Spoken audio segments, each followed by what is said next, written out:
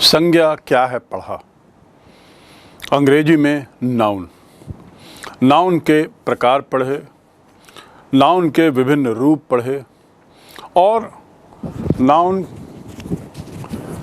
की स्थिति क्या होती है ये भी जाना। एक वाक्य में नाउन के प्रकार पढ़ते हुए एक प्रकार हमने उस समय नहीं बताया था जो अब हम बता रहे हैं, क्योंकि वो स्वयं में नाउन नहीं है बल्कि किसी अन्य शब्द भेद से उसे नाउन बनाया जाता है। आप सुनिए मैं क्या कह रहा हूँ। ये जो प्रकार आज हम पढ़ने जा रहे हैं, अभी पढ़ने जा रहे हैं, ये प्रकार स्वयं में संज्ञा नहीं रहता। किसी शब्द भेद के किसी प्रकार से लेकर उसे संज्ञा बनाया जाता है। शब्द भेद मैंने बताया जो 8 तरीके के हैं, संज्ञा, सर्वनाम, विशेषण, क्रिया, क्रिया विशेषण और अन्य 3 इंटरजेक्शन, प्रीपोजिशन, कंजंक्शन आदि। ये जो 8 प्रकार हैं इनमें से किसी एक प्रकार को संज्ञा के रूप में बदला जाता है और इसलिए ये संज्ञा है, लेकिन उस तरह की संज्ञा नहीं जिसका अध्ययन हमने पहले किया। It is not the same type of noun that we studied earlier in their basic format itself. They are nouns, and what we studied was different types of nouns. We categorized those nouns into different categories. We did not convert any other parts of speech into noun, no. But here now what we are going to study is conversion of a particular part of speech into noun. How do we do that? That's very interesting. And this use is very, very common and extremely easy too. So आपको ये सोच के घबराना नहीं चाहिए कि फिर संज्ञा कौन सी आ गई। ये बहुत सरल है, very easy to make. Hindi में जैसे हम कहते हैं गिरना एक सामान्य बात है। गिरना एक सामान्य बात है। गिरना क्या है यहाँ पे, थोड़ा सोचिए। गिरना का अर्थ तो ऐसे क्रिया होता है। गिरना एक क्रिया है। अंग्रेजी में इसे कैसे बोलेंगे? तो जब अंग्रेजी में बोलते हैं तो थोड़ा सा रूप बदल जाता है। Let us see some example. Reading is his favourite pastime. Pastime मतलब खाली समय में समय गुजारने के लिए reading is his favourite pastime. खाली समय के लिए वह पढ़ना बहुत पसंद करता है। अब रीडिंग जो शब्द है रीड से बना है और रीड क्या है? टू रीड मतलब पढ़ना, एक क्रिया है। टू रीड एक क्रिया है, एक वर्ब है। वर्ब है, एक क्रिया है, एक कार्य है, एक एक्शन है। उसमें हमने ING लगा दिया। तो reading is his favourite pass time. अब यहाँ पे रीडिंग जो है वह क्रिया नहीं है। रीडिंग एक संज्ञा बन गई है। खेलना, खेलना उसका शौक है। Playing is his favourite hobby. Playing is his favorite hobby. His favorite hobby is to play. ये अलग है। और जब हम ING लगाते हैं क्रिया में तो कुछ उसका रूपांतर हो जाता है, वह संज्ञा बन जाती है। हम ये भी देखते हैं कि यहाँ इसका प्रयोग क्रिया के कर्ता की तरह हुआ है। Reading is his habit. क्रिया के कर्ता की तरह हुआ है, इसलिए ये क्या काम कर रहा है? संज्ञा का काम कर रहा है। कौन सा? रीडिंग। रीडिंग एक संज्ञा की तरह उपयोग हो रहा है, इसलिए ये जो संज्ञा है जो क्रिया से बनी है, this noun which is made out of verb is called क्रियावाचक संज्ञा और जिरंड। हिंदी में इसे कहते हैं क्रियावाचक संज्ञा। हिंदी में याद करना सरल है। कि क्रिया से बनी हुई संज्ञा क्रियावाचक संज्ञा जिसमें आईएनजी लगा दिया जाए। लेकिन अंग्रेजी में उसे क्या बोलते हैं? Gerund, GERUND, very funny name, and because it is funny it is easy to remember. A gerund is a noun. A gerund is a noun. What noun? Verb noun. Verb noun is called a gerund. A noun which is made out of a verb by adding ing at the end, by suffixing ing. इसके कुछ और उदाहरण देखें gerund के। Playing cards is not allowed. Playing cards is not allowed. Card खेलना, ताश खेलना, ताश खेलना एक संज्ञा हो गई। I like reading poetry. I like reading poetry. He is fond of hoarding money.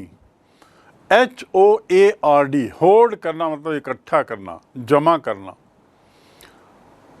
Hoarding money. He is fond of, fond of मतलब शौकीन होना, शौक होना। Fond, I am very fond of sweets, मुझे मिठाई का बहुत शौक है। Fond of, fond. So he is very fond of holding money. I am very fond of postage stamps. कई लोगों की आदत होती है ना टिकट इकट्ठा करने की। पोस्टेज टिकट्स, पोस्ट ऑफिस में जो मिलते हैं उनको पोस्टेज टिकट्स बोलते हैं। उनको इकट्ठा करने की कई लोगों की आदत होती है। Many people are fond of holding. ठीक है, बहुत सारे टिकट खरीद के रख लेते हैं। अब यहां जो आपने उपयोग देखा इसमें कुछ गौर करिए। जो पहला वाक्य था playing card is not allowed, उसमें क्रियावाचक संज्ञा का क्रिया क्या है? करता है संज्ञा। और दूसरे में संज्ञा की तरह क्रियावाचक कर्म है। क्रियावाचक संज्ञा क्रिया का कर्म है। I like reading what? Poetry. Poetry क्या है? कर्म है। I like reading what? Poetry. दूसरे शब्दों में संज्ञा की तरह क्रियावाचक संज्ञा क्रिया का कर्म है, किंतु क्रिया की तरह इसके साथ कर्म भी है और इसलिए क्रिया का भी कार्य करता है। और तीसरे वाक्य में प्रीपोजिशन, जैसे संज्ञा की तरह क्रियावाचक संज्ञा प्रीपोजिशन का उपयोग करता है। जैसे he is fond of holding money, holding money. ये तीनों में एक चीज आप देखिए इस वाक्य में, जो क्रिया है या जो जिसको मैं जिरंड कह रहा हूं यहाँ। पहले वाक्य में जिरंड हुआ प्लेइंग, दूसरे में जिरंड हुआ रीडिंग, तीसरे में जिरंड हुआ होल्डिंग। आई एम गोइंग, एक वाक्य लीजिए, आई एम गोइंग, इसमें गो के साथ ING लगा है, लेकिन गो यहाँ पर क्रिया है। मैं जा रहा हूं, एक क्रिया बनी। और गोइंग के साथ एक हेल्पिंग वर्ब भी लगा हुआ है। वो क्या है हेल्पिंग वर्ब? जिसका जिक्र मैंने पूर्व में बार बार किया है, is. They are eating. Are क्या है? हेल्पिंग वर्ब है। वर्ब है हेल्पिंग वर्ब। टू बी का रूप है, हेल्पिंग वर्ब है। और आर किसके लिए लगा है? ईटिंग के लिए। ईटिंग मेन वर्ब और उसके लिए helping verb, they are eating.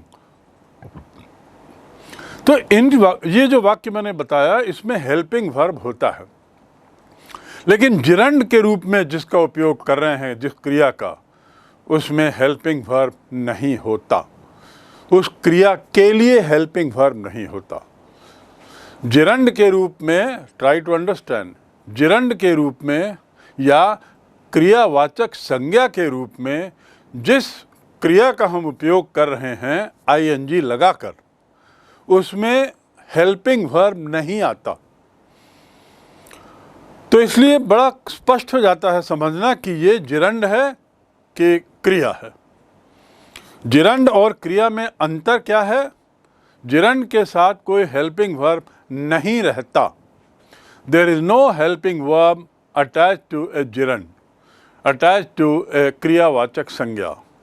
और जब आईएनजी के साथ इज है, क्रिया के साथ इज है, आईएनजी है, वॉज है, वेयर है, आर है, एम है, उस स्थिति में थोड़ा देखिए कि ये जिरंड है कि क्रिया है। एक मैंने वाक्य बताया, he is fond of holding money, is यहां है, राइट? लेकिन इज जो है वो किसका हेल्पिंग वर्ब है? किसका हेल्पिंग वर्ब है? होल्डिंग का है? नहीं, फॉन्ड ऑफ का है। फॉन्ड ऑफ है का, शौकीन है, शौकीन होना। To be fond of, to be fond of एक क्रिया हो गई। टू बी फॉन्ड ऑफ मतलब शौकीन होना, उससे बना ही इज फॉन्ड ऑफ। लेकिन यदि मैं he is fond of eating बोलता हूं, तो ईटिंग के साथ क्या कोई हेल्पिंग वर्ब है? नहीं है। तो ईटिंग क्या हो गया? जिरंड हो गया। ईटिंग क्या हो गया? क्रियावाचक संज्ञा हो गया। In other words, it is rather simple to identify a gerund from a verb. Verb में यदि ing है तो उसके साथ हेल्पिंग वर्ब आएगा, या यदि कोई सा वर्ड ing के साथ समाप्त हो रहा है, कोई सा वर्ड किसी वर्ब में ing लगा है और यदि उस वर्ब के लिए हेल्पिंग वर्ब है तो वो वर्ब है, वह जिरंड नहीं है। और जिरंड क्या है? जिरंड वर्ब ही है, आईएनजी लगा है, लेकिन कोई हेल्पिंग वर्ब उसका नहीं है। मैंने कई तरीके से आपको अब समझा दिया जिरंड और वर्ब में क्या अंतर है। यहाँ देखिए, ये तीसरा वाक्य जो है, he is fond of, is आया है, पर इज किसके लिए आया है? होल्डिंग के लिए नहीं आया है। Is not the helping verb for the verb holding. Is helping verb for to be fond of. Fond of यानी शौकीन होना, इच्छा रखना, fond of, right? So this is the basic difference between gerund and verb. So what is the definition that we make out of it? What we understood out of the whole thing and make a definition, परिभाषा क्या बनेगी? परिभाषा ये बनेगी कि gerund जो है वह क्रिया का वह रूप है, क्रिया का वह रूप है जिसके अंत में ing आता है और संज्ञा क्रिया दोनों का काम करता है। मैं फिर से दोहरा दूं, it is gerund is that form of verb which has ing as suffix and which works as both noun verb, noun as well as verb. Very clear? Because क्रियावाचक संज्ञा और क्रियार्थक संज्ञा दोनों संज्ञा और क्रिया का कार्य करते हैं, इसलिए दोनों समान हैं।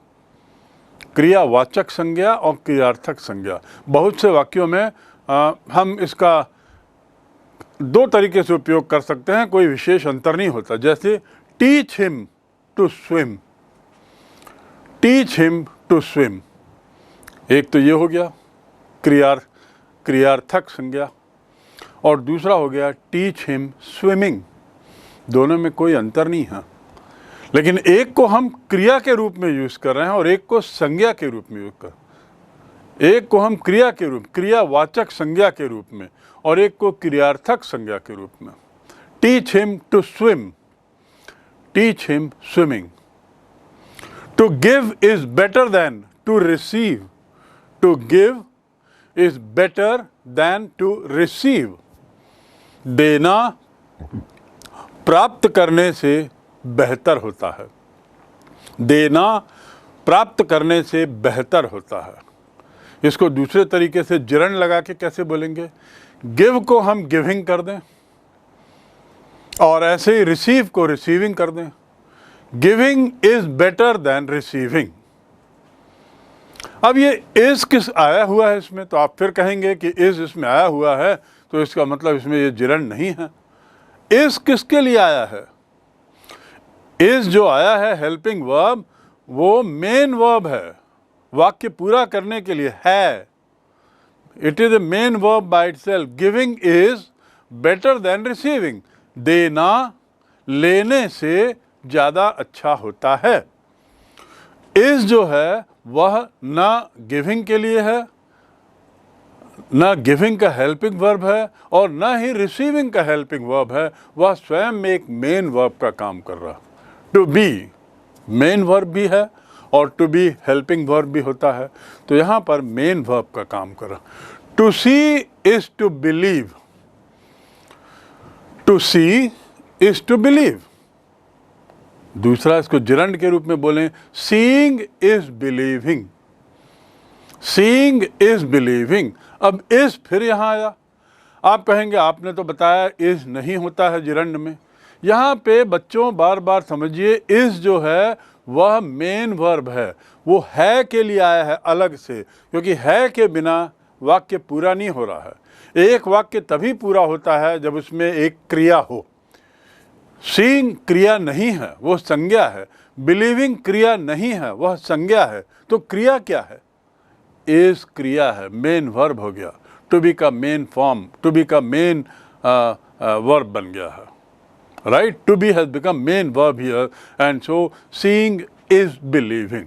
तो अब इस को आप देखने की कोशिश करिए। Is, was, were, are, am, ये सब किस रूप में लिए गए हैं? मेन वर्ब के रूप में या हेल्पिंग वर्ब के रूप में? If they are used as helping verb along with a verb for ing with ing, then it's not a gerund. But if it is used independently as main verb, then ing, verb ending with ing are usually gerund. Let us look at another form of gerund. Gerund also has some types. There is one called compound gerund. Compound gerund क्या है? They were charged with having sheltered. They were charged with having sheltered criminals. Charge करना मतलब आरोप लगना, shelter देना मतलब शरण देना। शेल्टर मतलब शरण, टू गिव शेल्टर, शरण देना। क्रिमिनल माने अपराधी। They were charge with having sheltered. अब देखिए इसमें कहाँ पर ing लगा है? हैविंग में। हैविंग जो है वह एक कंपाउंड जिरंड का काम कर रहा है। संयुक्त क्रियावाचक संज्ञा का रूप हैव और बी के क्रियावाचक संज्ञा से बनाया गया। हैव, टू बी, मैंने बताया आपको टू बी के विभिन्न रूप, is, are, were, was, am etcetera. तो उसी तरह यहाँ पर हैव, हैड, हैड भी जिरंड का काम करते हैं यदि उसमें ing लग जाए। Having gone, having gone he did not come back. Having got annoyed, he did not speak. Having got annoyed, having क्या हुआ? संज्ञा हो गया। कैसा संज्ञा? क्रिया से बनी हुई संज्ञा। क्रियावाचक संज्ञा को अंग्रेजी में क्या बोलते हैं? जिरंड। यहाँ पे हैविंग के साथ कोई इज, वॉज नहीं है, ये देख लीजिए। तो दिस इज कॉल्ड कंपाउंड। ये सिंपल नहीं है, जिरंड में थोड़ा सा ऊपर के स्तर का है, इसलिए कंपाउंड कहलाता। अब आगे देखिए, और क्रियावाचक संज्ञा और क्रियावाचक संज्ञा और वर्तमान काल का जो कृदंत होता है उसमें ing आता है। अतः इसे ऐसा समझो कि जिरंड और क्रिया का कार्य करती है। क्रियावाचक संज्ञा जो है वो जिरंड का कार्य भी करती है और उसके साथ ही क्रिया का कार्य करती है। इसलिए हम इसे कहते हैं verbal pronoun, verbal noun. He is fond of playing cricket. Playing खेलना भी बता रहा है, संज्ञा भी बता रहा है। The old man was tired of walking, थक जाना। वॉकिंग क्रिया भी बता रहा है, संज्ञा भी बता रहा है. So these are all gerund. So I think you have understood what is a gerund by now and example. And gerund, the use of gerund makes your sentence formation smaller. gerund का फायदा क्या है? वाक्य को छोटा बना देता है, कम्युनिकेशन सरल कर देता है. आई एम कमिंग एक वाक्य हो गया. His coming was a problem, उसका आना एक समस्या हो गई. यहाँ आना जो है वह gerund हो गया, उसका आना एक समस्या हो गई. Right. So this is the difference between gerund and verb. Now little further on gerund. देखो, संयुक्त संज्ञा एक शब्द होता है, जॉइंट नाउन्स. नाउन्स जो जॉइंट है, कनेक्टेड हैं. नाउन तो एक शब्द होता है, लेकिन ऐसे भी उदाहरण हैं जहां gerund को हम एक नाउन से जोड़ देते हैं और एक नया अर्थ निकल आता है. वॉकिंग इज गुड एक्सरसाइज, यहाँ वॉकिंग क्या है? gerund. आई एम वॉकिंग, यहाँ पर वॉकिंग क्या है? मैं चल रहा हूँ, क्रिया है. और वॉकिंग इज गुड एक्सरसाइज, वहाँ वॉकिंग चलना होगा. उसको हम दूसरा भी बोलते, to walk is good exercise, क्रियात्मक संज्ञा. To walk is good exercise, तो उसको ING लगा के बोलने तो जल्दी हो जाता है, बोलने में स्मूथ होता है. वॉकिंग इज गुड एक्सरसाइज, ये हो गया gerund. अब यदि मैं वॉकिंग के साथ एक नाउन जोड़ दूं तो उसका दूसरा अर्थ निकल आता है, वॉकिंग स्टिक. वॉकिंग स्टिक मतलब क्या होता है? छड़ी जिसको लेकर चलते हैं. तो वॉकिंग एक gerund हो गया, मतलब नाउन है, और स्टिक छड़ी वो भी नाउन है, तो ये संयुक्त संज्ञा हो गई. Frying pan. फ्राइंग पैन मतलब क्या होता है? जिसमें हम फ्राई करते हैं, वो प्लेट जिसको बर्तन के ऊपर, बर्नर के ऊपर रख कर कुछ चीज़ फ्राई करते हैं, तलते हैं, तो उसको फ्राइंग पैन बोलते हैं. तलने की चीज़, तलने का बर्तन. फ्राइंग gerund है, क्रिया नहीं है, gerund है. फ्राइंग पैन बर्तन, तलने वाला बर्तन, चलने वाली छड़ी. वॉकिंग स्टिक, चलने वाली छड़ी. उसके बाद writing table. This is my writing table. This is my table for me to write. I write on this table. तो उसको हम शॉर्ट में क्या बोलेंगे? This is my writing table. Right. So writing gerund, table noun, both noun combined together to form what is known as संयुक्त संज्ञा, compound noun. Right. Walking stick, frying pan, hunting deer, ये सब क्या हो गया? क्रियावाचक संज्ञा, gerund कहलाए. A stick of walking, a stick for walking हो गया. walking stick मतलब a stick for walking. A pan for frying, A stick. या तीसरा है writing table, A table for writing. For का उपयोग, उसको हमने शॉर्ट कर दिया, फॉर हटा दिया. This is my table for writing, ऐसा बोलने के बदले हम कहते हैं this is my writing table. This is my table for writing. वहाँ पे राइटिंग क्या है? gerund है, लेकिन सेंटेंस लंबा है. उसको हम यदि जॉइंट कंपाउंड नाउन करें तो हो जाएगा this is my writing table, बहुत छोटा वाक्य. और कम्युनिकेशन इंग्लिश में या लिखते समय भी समय बचाने के लिए we use this. This is very perfect English. Okay. Now see again, दो वाक्य देखो. I hope you will excuse my leaving early. I hope you will excuse my leaving early.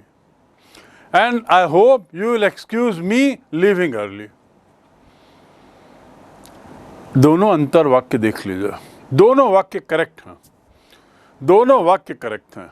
हम दोनों रूप में इसका प्रयोग कर सकते हैं. और दोनों में देखिए gerund कहाँ आ रहा है? लीविंग.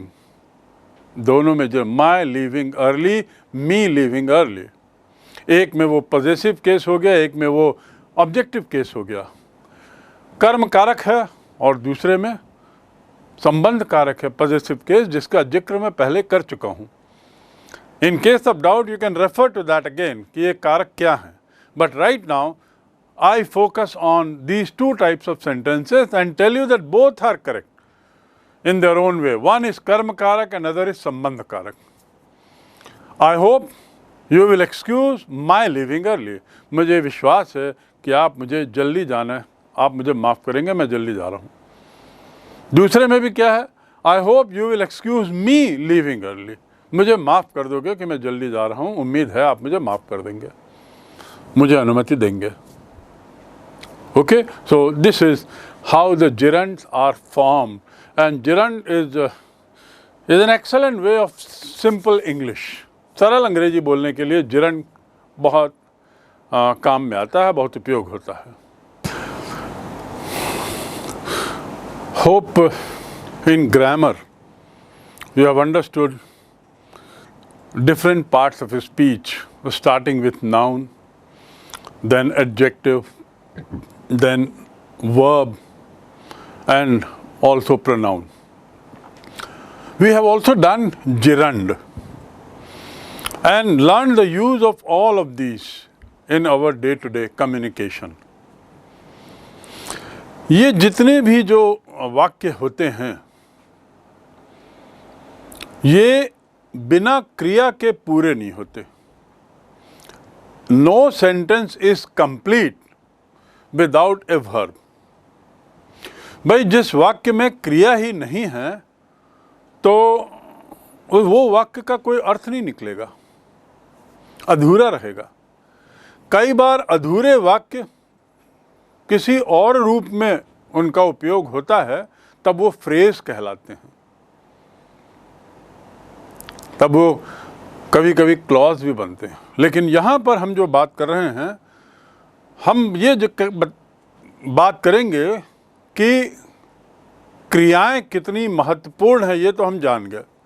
बिना क्रियाओं के कोई वाक्य पूरा नहीं होता, और क्रिया पे ऑलरेडी लॉन्ग लेसन पहले आपने देख लिया है।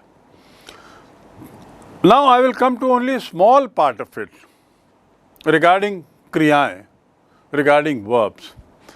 वर्ब जो होते हैं नियमित और अनियमित दो टाइप के होते हैं, नियमित और अनियमित।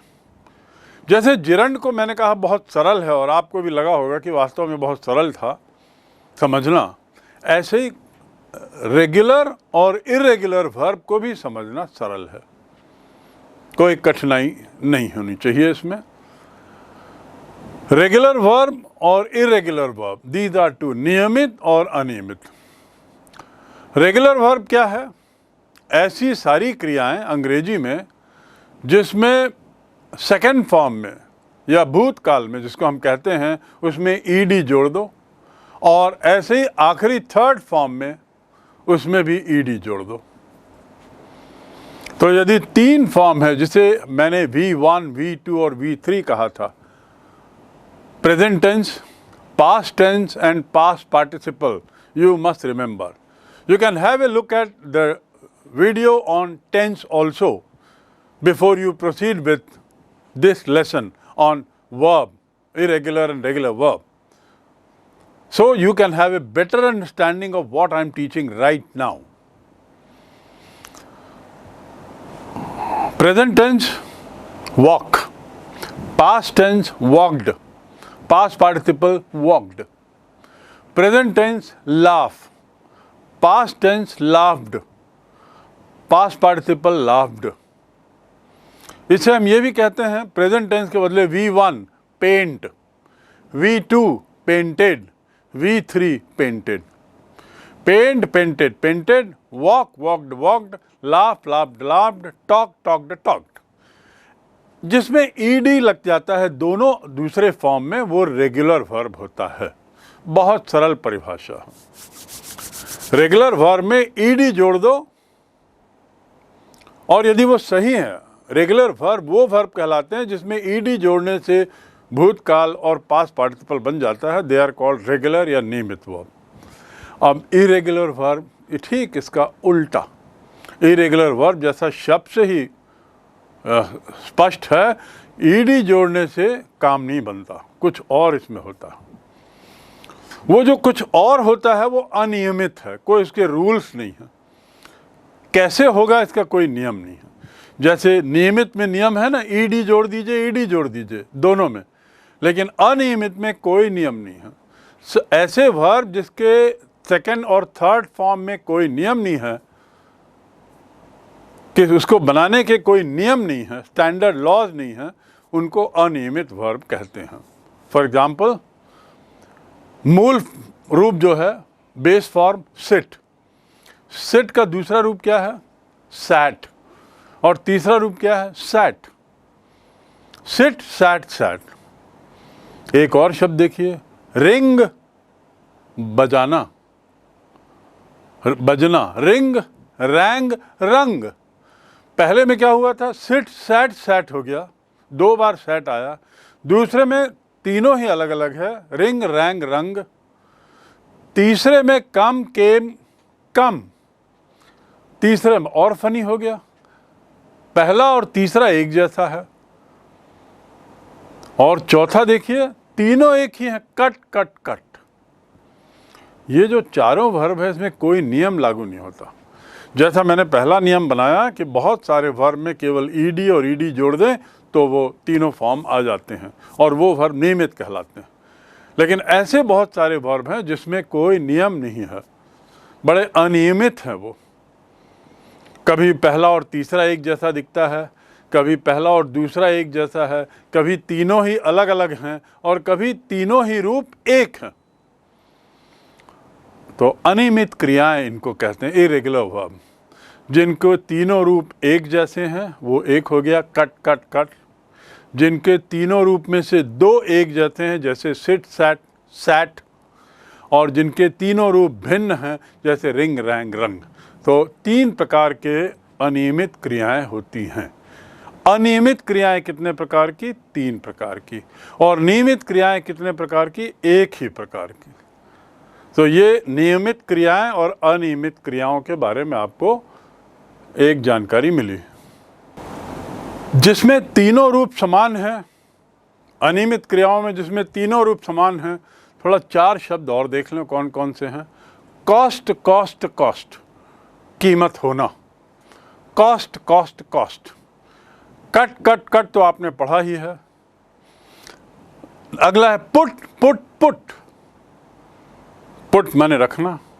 रीड, रीड, रीड, लेकिन उसका उच्चारण बदल जाता है। यहाँ पर थोड़ा सा अलग ये है, रीड, रीड, रीड। स्पेलिंग एक ही है पर रीड, रेड, रेड। स्पेलिंग एक ही रहेगी, उच्चारण थोड़ा बदल जाता। ऐसे ही शट, शट, शट, बंद करना। Shut, shut, shut. Split, split, split. Split माने तोड़ना, अलग अलग करना, दो भागों में बांट देना। स्प्लिट करना यानी बांट देना, अलग अलग कर देना। तो split, split, split. Base form में, पास्ट टेंस में और पास्ट पार्टिसिपल में, तीनों में एक ही रूप आपने देखा। ये 5-6 वर्ब्स में ऐसे ही करीब 30-40 वर्ब और हैं। और ऐसा नहीं है कि आपको याद करना है कौन से वर्ब इस कैटेगरी के, कौन से इस, नो, ये प्रैक्टिस से आएगा। याद रखिए, ये याद करने की चीज़ नहीं, प्रैक्टिस से आएगा, अभ्यास से आएगा। और न ही कोई स्टैंडर्ड नियम है कि कौन से वर्ब तीनों एक जैसे होंगे, कौन से वर्ब में दो एक जैसा होगा, कोई नियम भी नहीं। अब जैसे देखिए दूसरा, जिसमें दो रूप समान है, अनियमित वर्ब, अनियमित क्रिया जिसमें दो रूप समान है। Beat, beat, beaten. बीट माने मारना, पीटना। Beat, beat, beaten. Bend, bent, bent. Bend माने मोड़ना, बेंट माने मोड़ दिया।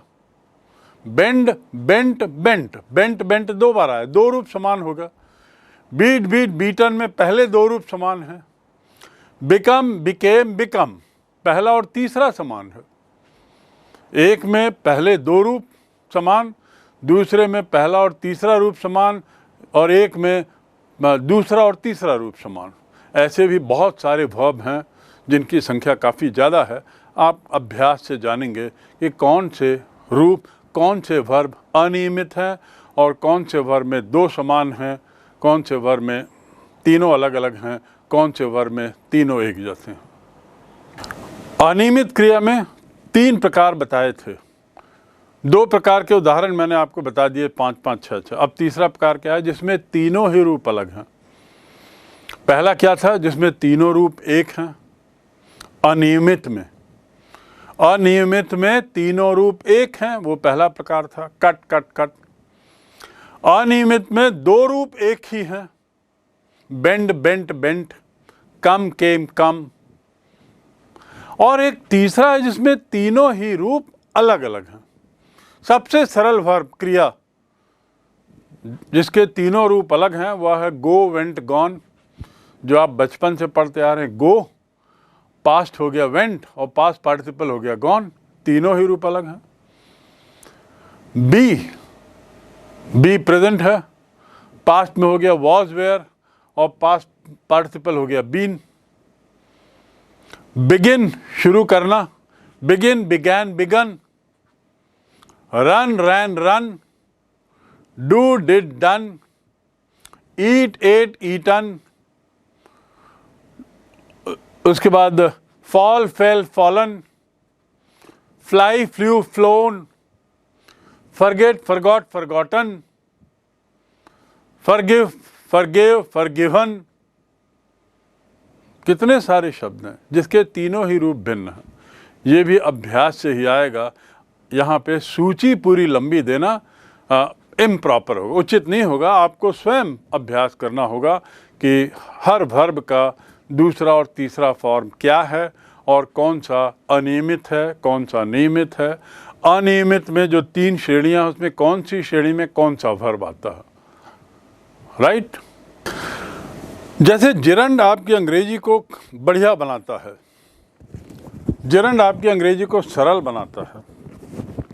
जिरंड मतलब क्रियावाचक संज्ञा।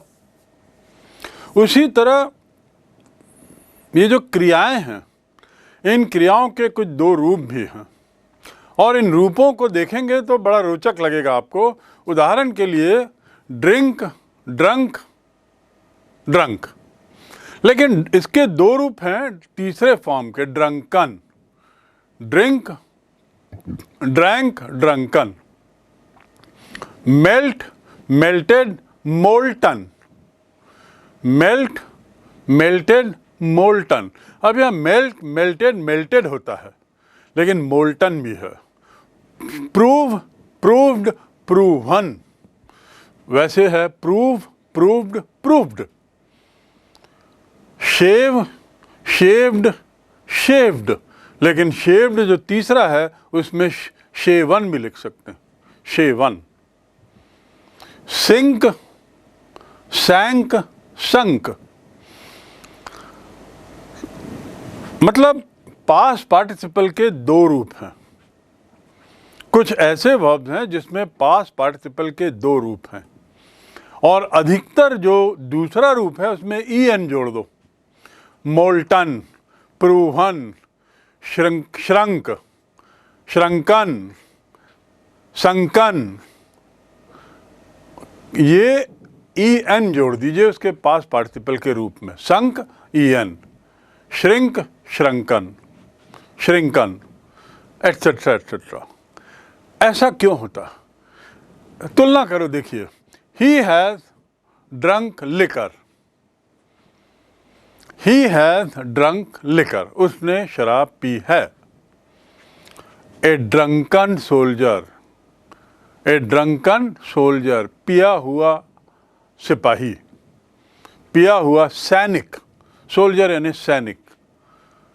पिया हुआ के लिए ड्रंकन, वहाँ पे ड्रिंकिंग सोल्जर नहीं, drunken soldier. Third form drink, drank, drunk. A drunk soldier हम नहीं बोलेंगे, हम क्या बोलेंगे? Drunken soldier.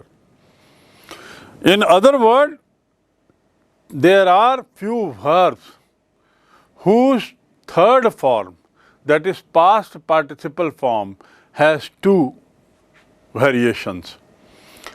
And the second one is normally you add up en to it. You suffix en. The iron has melted. The iron has melted. लोहा पिघल गया है. पिघला हुआ लोहा, molten iron. Molten iron, पिघला हुआ लोहा. Molted iron भी आप बोल सकते हैं, पर सामान्य अंग्रेजी में से molten iron बोलते हैं. He has proved it. He has proved it. गणित में होता है ना, आखिरी में लिखते हैं आप लोग He has proved. It is proved. उसी को दूसरे तरीके से बोल सकते हैं proven fact. Proven third past participle है. वैसे तो पास्ट पार्टिसिपल proved है, लेकिन en जोड़ दीजिए. फर्स्ट फॉर्म में en जोड़ना, याद रखिएगा, फर्स्ट फॉर्म में en जोड़ना. Similarly, he has shaved. He has shaved off his beard. Shaven, clean shaven man. I am a clean shaven man. बिल्कुल साफ मैंने दाढ़ी बनाई है, उड़ाया. क्लीन शेवन, क्लीन शेव्ड नहीं, क्लीन शेवन. ये एक बड़ा अच्छा उपयोग है अंग्रेजी के लिए, और इसके लिए भी कोई नियम नहीं है, कोई स्टैंडर्ड लॉ नहीं है जिसको आप दिमाग में रखें और उसके अनुसार en लगाते चले जाएं. But again this will come with the practice, and the louder you practice the better it is. जितनी जोरों से इन तीनों रूपों को आप बोलेंगे, उतनी ही जल्दी आपको ये आपके दिमाग में जज्ब हो जाएगा, एक तरीके से रग में कंठस्थ हो जाएगा.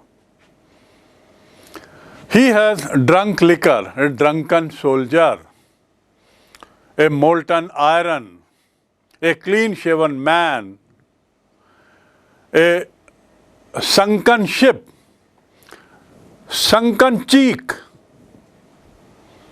चीक माने गाल. कई लोगों के गाल अंदर धंसे रहते हैं. धंसे गाल को क्या बोलेंगे? संकन चीक, अंदर धंसा हुआ, डूबा हुआ. वैसे तो सिंक का अर्थ होता है डूबना, पर संकन चीक मतलब चीक जो डूब गया है, अंदर घुस गया है. This boy has a sunken cheek, right. So sunken, en आप जोड़ रहे हैं, right. So this is another understanding, and with that I think you should be able to understand gerund, and followed by the use this way of अनियमित क्रिया. क्रिया उसके दो प्रकार, नियमित, अनियमित, और अनियमित के तीन प्रकार.